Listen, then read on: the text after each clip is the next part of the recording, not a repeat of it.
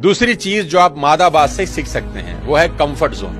मादाबाज अपने बच्चों को कंफर्ट जोन से बाहर निकलने के लिए मजबूर करती है ताकि वो उड़ना सीख सकें। जब बाज के बच्चों का उड़ना सीखने का वक्त आता है तो वो माँ घोंसलों से पंखों और नरम घास की आरामदेह परतें हटा देती है ताकि कांटों और नुकीली टहनियों की चुभन से चूजे डिस्कम्फर्ट में आ जाएं और घोंसला छोड़कर उड़ने की कोशिश करें।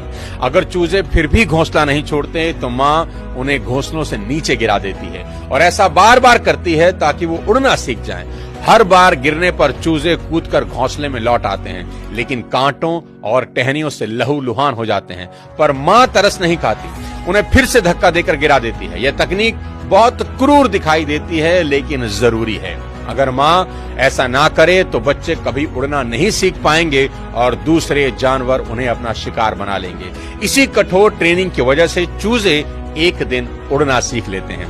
बाज सिखाता है कि अगर ऊंचा उड़ना है तो इंसान को भी अपने कंफर्ट जोन से बाहर आना ही होगा। और दिल दहला देने वाली चीज जो बाज हमको सिखा देता है वो ये कि बाज जब बूढ़ा हो जाता है तो उसके नाखून, उसकी चोंच कमजोर हो जाते हैं। उसके पंखों में इतनी ताकत नहीं होती कि वो उस ऊंचाई पर उड़ सकें जिस ऊंचाई का वो आदी था। ऐसे वक्त में कोई भी नियति को स्वीकार करके मरने का इंतजार करता, पर बाज ऐसा नहीं करते।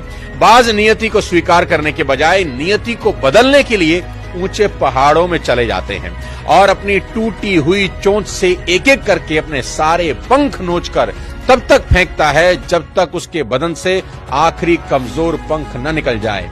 फिर वो अपने नाखून और चोंच को पत्थर से मार मार कर तोड़ देता है। बूढ़ा बाज अब बिना पंख के, बिना चोंच और नाखून के लहूलुहान और कमजोर हालत में पहाड़ के किसी कोने में छिप जाता है और वक्त गुजरने का इंतजार करता है। धीरे धीरे बाज के बदन पर नए पंख आते हैं। उसकी चोंच और नाखून पहले से ज्यादा नुकीले और पैने होकर दोबारा उगते हैं और फिर बाज वापस उसी ऊंचाई पर उड़ता है जिससे नीचे उड़ना उसे कभी गवारा नहीं था। जिंदगी में ऊंचा उड़ने की ख्वाहिश रखने वाले भी अक्सर सोचते हैं कि हम कमजोर हैं, हमारे पास ताकत कम है, हमें लगता है सब खत्म हो चुका है। पर यही वक्त होता है जब हम अपनी आदतें, अपनी कमजोरियां नोच कर फेंक दें, अपने नाखून और अपनी चोंच यानी कि हुनर और ज्ञान को पैना करें और खुद को एक तकलीफ दे प्रोसेस से गुजार कर एक नया मजबूत इंसान बना दें।